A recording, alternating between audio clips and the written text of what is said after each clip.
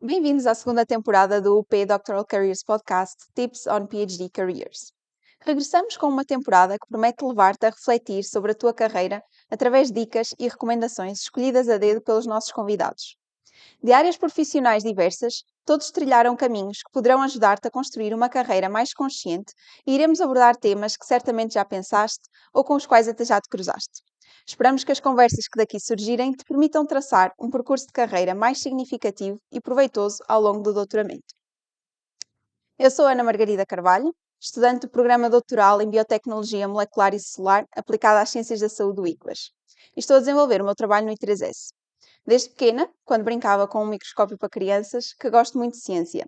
E esse gosto só tem crescido à medida que comecei a trabalhar em investigação e agora no doutoramento a desenvolver o meu próprio projeto. Como após o doutoramento gostaria muito de continuar nesta área, estou muito feliz por poder conduzir este episódio sobre como começar uma carreira num centro de investigação ou na academia com um doutoramento.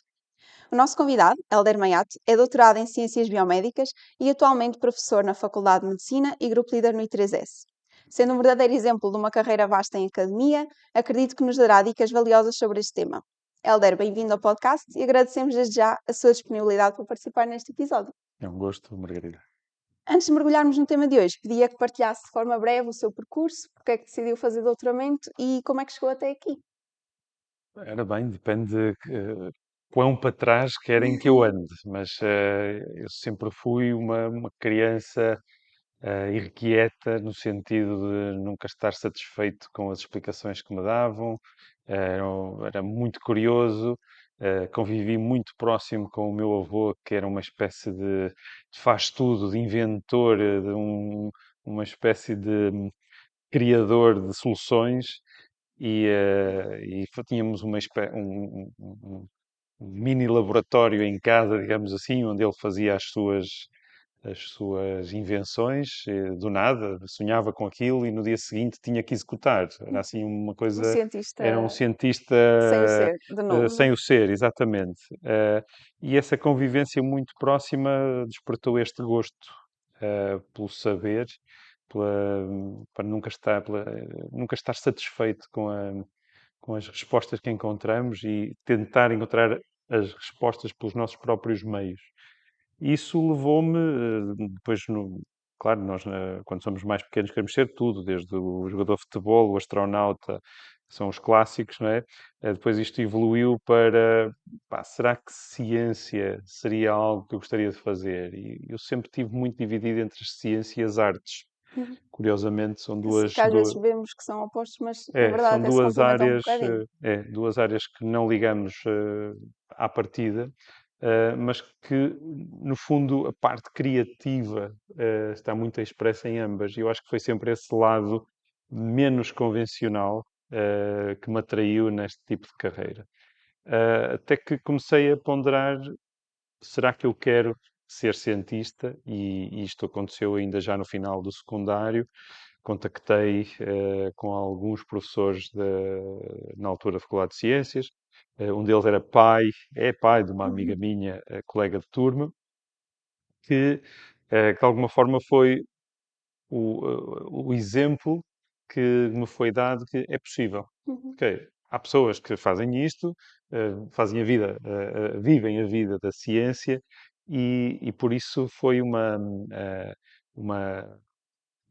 um exemplo, digamos assim, que me transmitiu confiança que, ok, há gente a fazer isto no nosso país e por isso isto não deve ser impossível. E, portanto, ele acabou por ser meu professor depois na faculdade e pronto, foi sempre uma inspiração nesse sentido.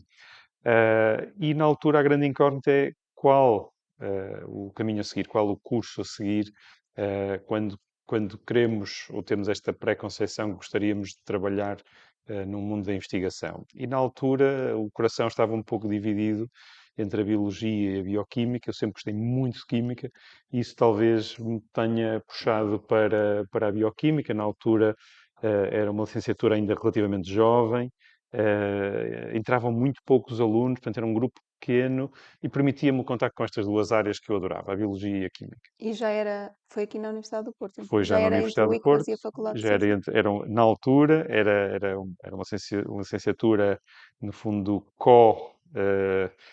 tutorada pela Faculdade de Ciências e o ICBAS, a parte de algumas cadeiras de Biologia, sobretudo no Departamento de Botânica, a parte mais da Química também na Faculdade de Ciências, a parte mais relacionada com a Biologia molecular, algumas fisiologias animais, por exemplo, já foi com o ICOS. Não sei como é que isto está agora, terá com certeza dado uma volta grande, mas foi um mundo que permitiu ter este primeiro contacto com o mundo da investigação e isso levou-me, portanto, cada vez mais percebi que aquilo que me fascinava não era a biologia macro dos ecossistemas, era a biologia micro, das coisas muito pequeninas, das coisas que não se conseguia ver. Um mundo invisível que sempre me despertou muita curiosidade. E como tu disseste, o teu grande estímulo terá sido o microscópio Sim. quando eras pequena. Eu não tinha esse microscópio, não, se calhar, pá, enfim, não tive essa possibilidade, não tive essa oportunidade, mas sempre fui um curioso insaciável por esse mundo microscópico. Aquele mundo em que temos que ir ali ao microscópio para conhecer e observar. E pronto, isso foi-me orientando. Sempre tive muito interesse pela célula, então muito cedo a célula definiu-se como o meu universo de interesse. Enfim, pronto, quando vi a primeira célula a dividir-se ao microscópio, pá, fiquei fascinado com o processo e escolhi-o na altura, foi amor à primeira vista, como o grande problema científico da minha vida, se quiseres. E acho que isso é parte fundamental, eh, quando queremos desenvolver uma carreira nesta área, é saber um problema que queremos resolver ou estar apaixonados por aquilo que vamos estudar, se calhar. Sem dúvida. Eu sempre pautei muito as minhas escolhas académicas, e se calhar isto é um ponto de interesse para vocês, pela parte emocional. Uhum. Às vezes podemos pensar muito sobre o assunto e achar se calhar a melhor decisão é ir para uma grande universidade, com um grande nome, para um grande grupo. Pá, eu escolhi sempre ir para grupos pequenos, em universidades, se calhar não de primeira linha, mas trabalhar com pessoas que me inspiravam, cujo trabalho era aquele que eu tinha em maior conta, digamos assim, e que eu gostaria um dia de poder fazer. E por isso foi sempre a escolha do doutoramento, a escolha do pós-doc, foi sempre muito orientado pela parte emocional. Portanto, havia aqui algo que fazia o coração bater um bocadinho mais depressa e isso foi importante. Na altura, acho que é importante também salientar o aspecto de que estas escolhas profissionais têm que de alguma forma fazer sentido num projeto de vida. E para mim sempre foi muito importante, por exemplo, o contacto com a natureza, o contacto próximo com a natureza, e daí a minha escolha, por exemplo, ir fazer uma boa parte do meu doutoramento para a Escócia. Enfim, onde o sol parece que não nasce, mas tem o verde, tem as montanhas, tem toda uma cultura biológica. Por exemplo, foi lá que foi feito a primeira ovelha clonada, não Exatamente, a é? Dolly. E nós não pensamos na Escócia como, epá, o grande centro de inovação do mundo, não é?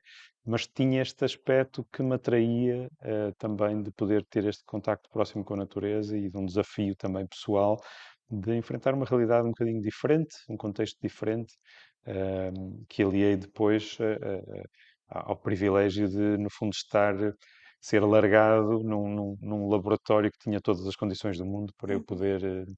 poder dar aso à minha imaginação e à minha curiosidade, satisfazer a minha curiosidade de alguma forma. Foi o melhor dos dois mundos, no fundo. Exatamente. Então, o Helder teve experiência internacional já durante o doutoramento, depois Sim, também no seu pós-doutoramento, e depois decidiu voltar para Portugal e começou a estabelecer o sim, seu grupo de investigação. sim.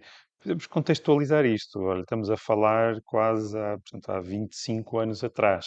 Uhum. Há 25 anos atrás era quase um imperativo, se quiséssemos fazer uma formação ao nível de doutoramento, termos de sair pelo país, simplesmente porque a oferta era pequena. Não quer dizer que não existisse, mas não havia grandes oportunidades para fazermos investigação de ponta, diria, em algumas áreas de conhecimento. Hoje em dia, felizmente, já não estamos nesse cenário.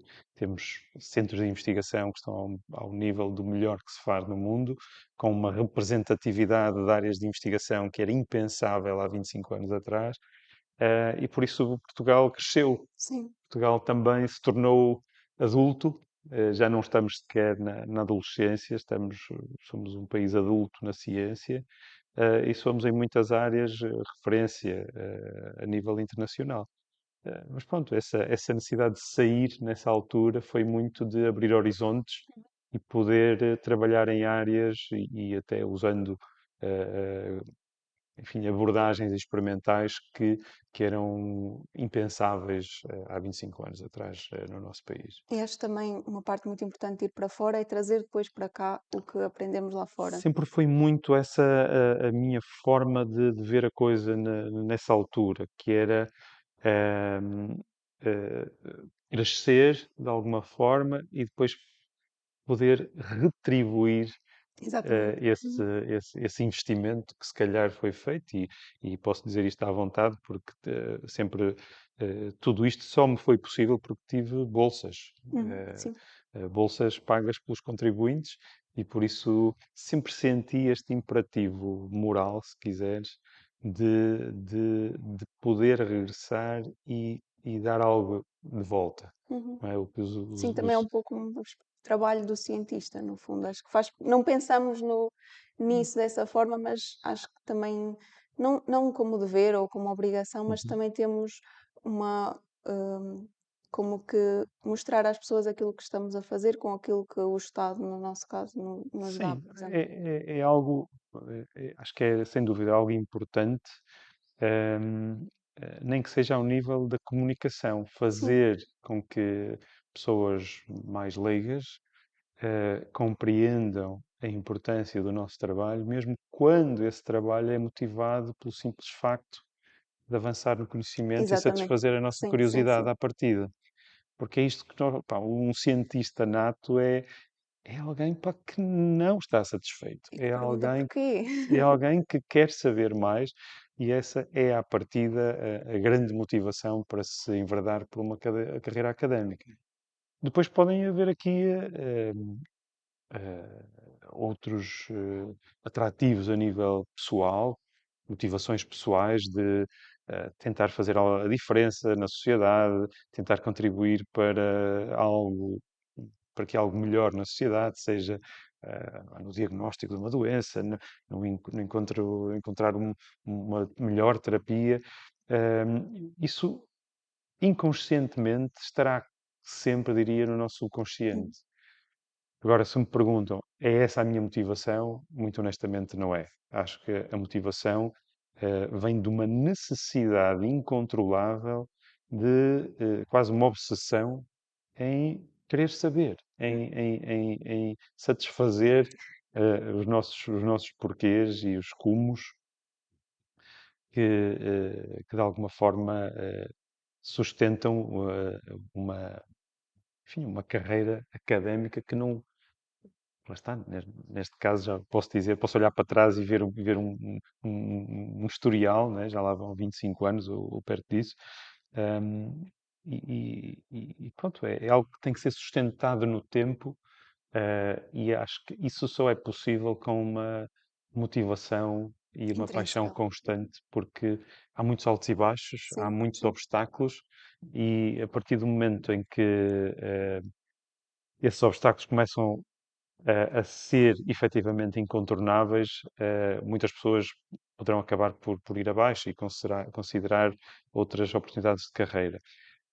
Enquanto virmos esses obstáculos como oportunidades e desafios, eh, acho que, acho que estamos bem neste tipo de carreira.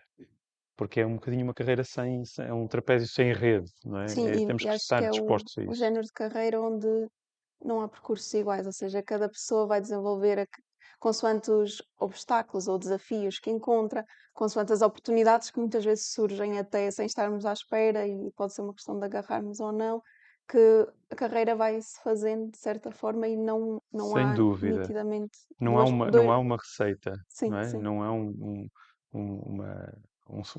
um truque de magia que faz com que tudo isto funcione para algumas pessoas e para outras não. Lá está, aquilo que funcionou comigo, se calhar não ia funcionar noutra pessoa. Uhum. Somos movidos por motivações diferentes, somos despertos e atraídos por coisas diferentes. Agora, efetivamente, eh, não posso nunca pintar um cenário que é um percurso fácil, não é? É extremamente exigente, requer que estejamos sempre no máximo, ou muito próximo disso. Não há aqui grandes oportunidades para altos e baixos. Temos que manter, sobretudo, a nossa saúde emocional e o nosso espírito muito, muito elevado para encarar alguns desafios que às vezes poderíamos perceber como incontornáveis, encarar isto como oportunidades muitas vezes para não ir por um determinado caminho e começar outro. E pronto, é um bocadinho isto que se calhar eu tenho experimentado ao longo destes anos, tem sido muito isto. Sempre tive muito claro o que queria, o caminho que queria, mas também foi sempre muito óbvio para mim que se houvesse um caminho mais interessante durante este percurso, eu ia por aí. Isso é muito importante, porque às vezes temos a ideia de que, querendo fazer carreira na academia, temos de seguir sempre a mesma linha de investigação, ou estar sempre, tornarmos o top na área que estamos a investigar, mas pode não ser esse o caso. Podemos ir arranjar outros problemas que nos parecem mais interessantes, e às vezes temos de desconstruir um bocadinho a ideia do especialista no Sem supra-sumo de dúvida. cada área. O grande desafio aqui é que tudo isso requer tempo. Sim. Quando começamos uma nova área ou tentamos enverdar por uma nova área ou somos atraídos por um conhecimento que ainda é escasso, isto quer dizer que basicamente não há ainda essa área, não há uma massa crítica. E até, de alguma forma, esse conhecimento se tornar relevante aos olhos dos outros, isso pode demorar décadas. Percebes? Sim. E às vezes não existe esse tempo, não temos décadas para esperar por esse reconhecimento, se quiseres, de que aquilo que estamos a fazer é relevante ou importante. É muito mais fácil entrar numa área que está estabelecida e ter uma massa crítica de pares que imediatamente me dizem, ok, o que o grupo está a fazer é relevante num contexto já estabelecido, muito mais difícil para alguém que está a explorar uma área nova ou de fronteira ou de até multidisciplinar, de contacto entre disciplinas, é muito mais difícil para esse tipo de escolhas afirmar-nos no curto prazo. Mas eu penso que é aí que estão os grandes desafios e é aí que estão as grandes apostas que devem ser feitas. Agora, tudo isto tem um risco grande e é também aqui que temos de desconstruir esta ideia que a ciência tem que ser feita para amanhã. A Uhum. ciência Sim, sim. não pode ser feita para amanhã. A ciência tem que ser feita com uma perspectiva de longo prazo, com graus de liberdade elevados e sem grande exigência em termos De de retorno deliverables, não imediato. é? Sim. Nós não podemos fazer, eu insisto muito neste ponto, nós não podemos fazer ciência como um produto-chave na mão. Sim. Não pode ser uma ciência feita com contrato, porque a ciência não é com contratos, é feita de riscos e de incertezas. E é preciso que, muitas vezes, até os nossos decisores políticos tenham isto bem claro. Eu percebo que os recursos são escassos, mas tem que haver também oportunidade para o erro, para o falhanço e para, se calhar, encontrar novo conhecimento que não seria óbvio se partíssemos todos digamos assim, da mesma linha de partida para uma corrida, digamos assim. E assumindo que uma pessoa como eu, um estudante, tem a motivação intrínseca para fazer ciência, como é que durante o doutoramento nos podemos começar a trilhar este percurso? Ou de todas as competências que desenvolvemos durante o doutoramento, tanto a nível de competências mais técnicas, as hard skills, como as competências transversais, as tão badaladas soft skills, de tudo isto que nós desenvolvemos durante o doutoramento, o que é que considera mais relevante para uma carreira em academia ou o que é que durante o doutoramento podemos ter em mente e devemos considerar se queremos continuar em investigação após esta etapa? Essa é uma excelente pergunta e eu acho que faz muito sentido na fase da carreira que vocês estão. Eu realçaria dois aspectos que considero fundamentais. Primeiro, necessidade de trabalho. Nada se faz se em determinados momentos da nossa vida não tivermos a 200%. E se não estamos a 200% quando temos 20 e poucos anos, não vai ser com 40 que vamos estar a 200%. Então há alturas na vida que é efetivamente importante dar tudo. Estar a 200, a 500, a 1000% no que quer que escolhamos fazer. Daí a importância de estarmos a fazer algo que nos apaixone, algo que, eh, enfim, de alguma forma faça parte de nós e que precisemos desse algo para respirar, como oxigênio para o nosso cérebro. Eh, Portanto, primeira característica, eu realçaria eh, a capacidade de trabalho, sempre aliada a algo que mereça e justifique essa capacidade de trabalho. Não pode ser não pode ser penoso ou não pode ser um obstáculo enorme. Tem que ser algo que, ok, vai ser com sangue, suor e lágrimas, mas Com um sorriso na com um cara ao sorriso mesmo na cara tempo. ao mesmo tempo, com o espírito preenchido, que efetivamente vale a pena trilhar este caminho. O outro aspecto que eu acho crucial é pensar. Às vezes esquecemos de pensar. Podemos aprender as técnicas todas, podemos ir aos congressos todos, ter as networks todas no lugar. Se nós não tivermos a capacidade de pensar e pensar muitas vezes de uma forma diferente, pensar, ver, não é olhar para o que todos olham, mas ver o que ninguém vê.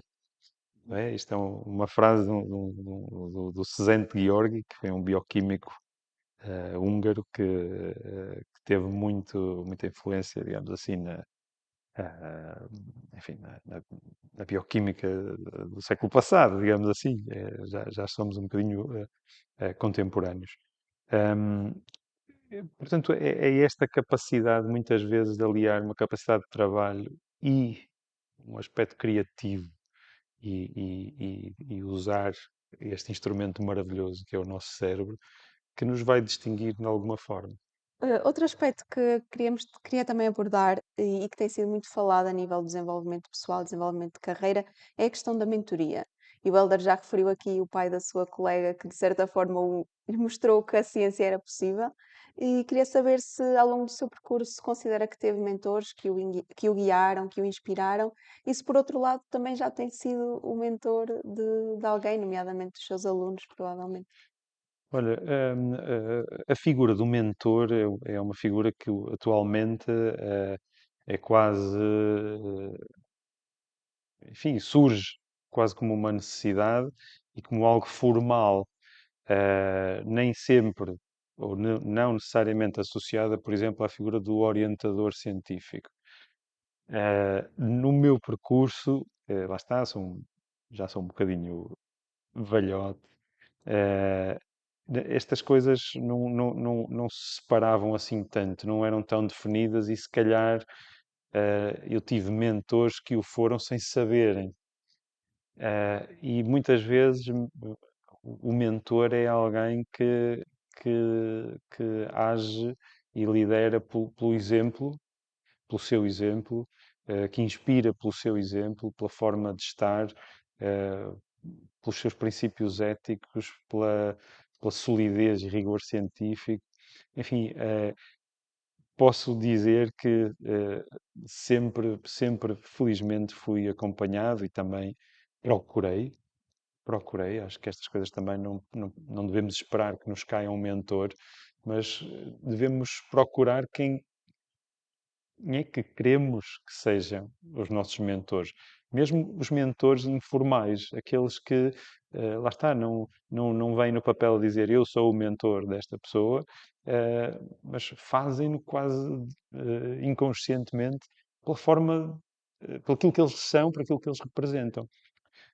E pronto, e para mim, por exemplo, orientar, quando oriento um aluno, para mim é indissociável o papel de orientador científico e de mentor, porque acho que, enfim, eh, aceito que isto possa não ter que estar concentrado na mesma pessoa, mas considero uma mais-valia quando isso acontece. Porque o doutoramento também não é só um percurso profissional, também acaba por ser um percurso pessoal. Obviamente, obviamente, acima de tudo, mais do que formar cientistas, queremos formar pessoas e cidadãos que estejam ao mais alto nível das suas responsabilidades, ou à altura das suas responsabilidades. E isso muitas vezes, quer dizer, consigo pensar em vários exemplos de pessoas que eram excelentes cientistas, mas que tinham muito fraca capacidade de relação humana, de compreender os outros, de integrar grupos de trabalho com pessoas muito diferentes. Ahm, Portanto, estas duas coisas, de alguma forma, se estiverem centralizadas na mesma pessoa, portanto, a mentoria e a orientação científica, acho que poderá ajudar mais uma vez, a que outros depois possam seguir esse exemplo também.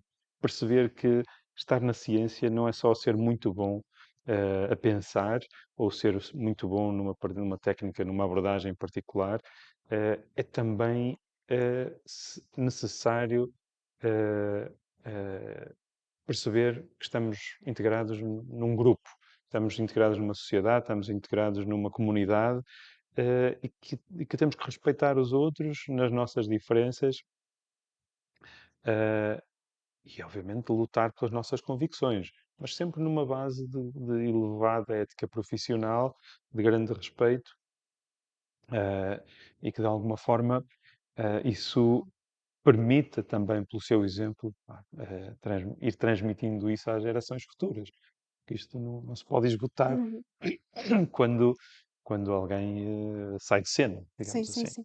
E ainda na questão da mentoria, acho que também podemos destacar que ao longo da nossa carreira podemos ter diferentes mentores, que não é só uma pessoa que cumpre esse papel e que podemos, se calhar, tirar conhecimento de diferentes áreas de diferentes pessoas e que a mentoria não poderá acabar, ou não tem de acabar quando o doutoramento acaba, que mesmo se calhar o Euler De maneira continua a ter os nenhuma. seus De mentores maneira atualmente, nenhuma. já De sendo maneira group nenhuma. leader. Ao longo de toda a minha carreira, digamos, já independente, portanto, em que eu era o responsável pela nossa investigação, ahm, fui tendo, felizmente, esses exemplos, que, mais uma vez, sem o saberem, o foram. E eu procurei o seu contacto, procurei conhecê-los, procurei beber um pouco da sua forma de estar e aprender um bocadinho com a sua experiência, com a sua maturidade. Eu estou a falar de algumas pessoas que tinham, inclusive, que ainda escreviam artigos e já tinham 100 anos de vida. Percebes? Sim, Imagina alguém com 100 anos ainda estar obcecado por um problema e ativamente a ir todos os dias à universidade, ler, trabalhar sobre um assunto. Eh, São pessoas que efetivamente nos inspiram, e nos faz acreditar que lá está, este é um caminho possível e mostram-nos muitas vezes outros caminhos e esclarecem dúvidas, porque nós temos dúvidas até muito tarde. Acho que sim, sim, sim. eh, eu até, mesmo depois de começar o meu grupo de investigação, eu não tinha a certeza se queria ser cientista. Eu hoje tenho a certeza absoluta que não quero ser cientista toda a minha vida. Tenho essa certeza, Sim. porque tenho outros interesses na minha vida também. E gostava de poder um dia ter mais tempo para dedicar a esses interesses. Neste momento é uma das coisas mais importantes da minha vida, mas não é a minha vida. São coisas que me preenchem e lá está, como se eu disse há pouco, que há alturas na vida em que isto tem que ser a nossa vida, de alguma forma, temos que está, ir à luta, não é? Ir procurar que as coisas aconteçam. Há momentos onde podemos olhar o sol no cimo da colina, de maior contemplação, de maior maturidade sobre isto tudo e perceber, mais uma vez, aquilo que é essencial e importante e abrir-nos também perspectivas para outras coisas que nos interessam na vida. Sim, porque nós somos cientistas, mas não deixamos de ser pessoas, não é? E às Absolutamente. E vezes é hoje em dia, difícil hoje, desligar o botão de hoje em dia, cientista. eu penso, a vossa geração enfrenta muito este dilema, não é? O do work-life balance. Isto era uma Sim, coisa sim. que não existia no meu tempo. Pá. O trabalho era a nossa vida, ponto.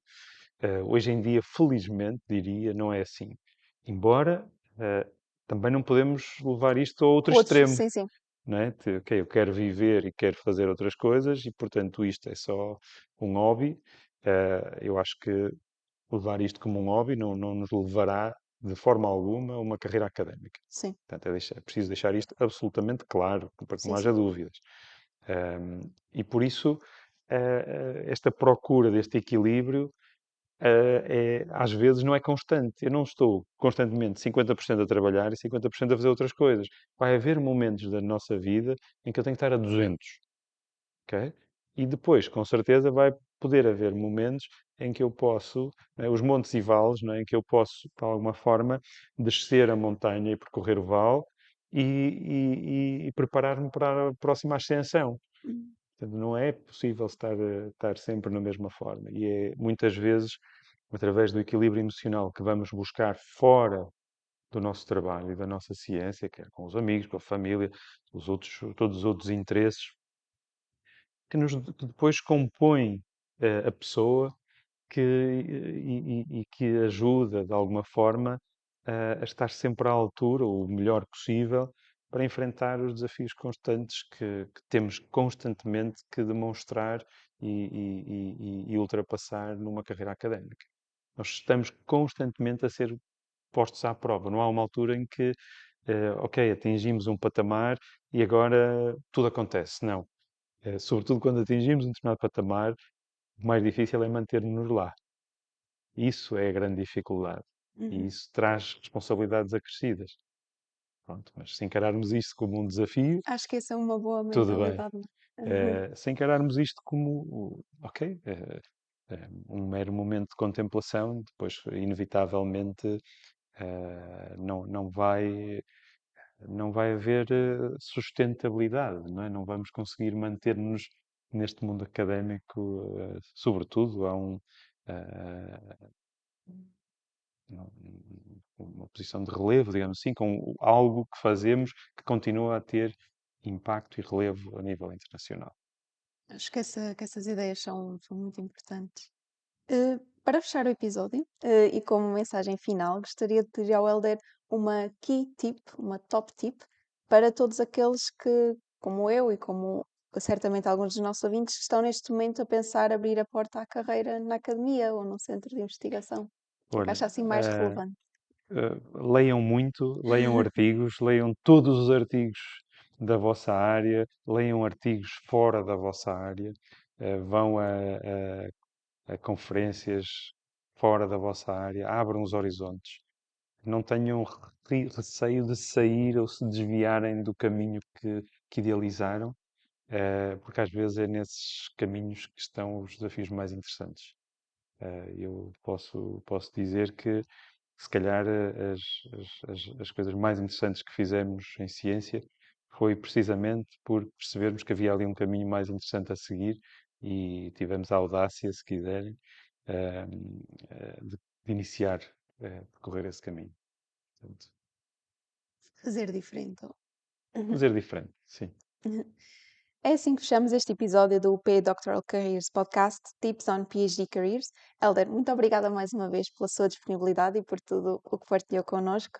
A todos os ouvintes, esperamos que a conversa de hoje vos ajude a preparar a vossa carreira académica de uma forma mais consciente. Agradecemos o vosso interesse e esperamos contar convosco no próximo episódio. Até lá, para apoiar no processo de exploração das vossas carreiras, sugerimos que consultem os recursos da plataforma UP Doctoral Careers e que recorram, sempre que necessário, aos serviços de carreira e empregabilidade das vossas faculdades e da Universidade do Porto. Termino agradecendo ao Observatório Astronómico Professor Manuel de Barros, da Faculdade de Ciências, por acolher a gravação deste episódio e à equipa da UP Doctoral Careers pela experiência de conduzir esta entrevista. Até breve!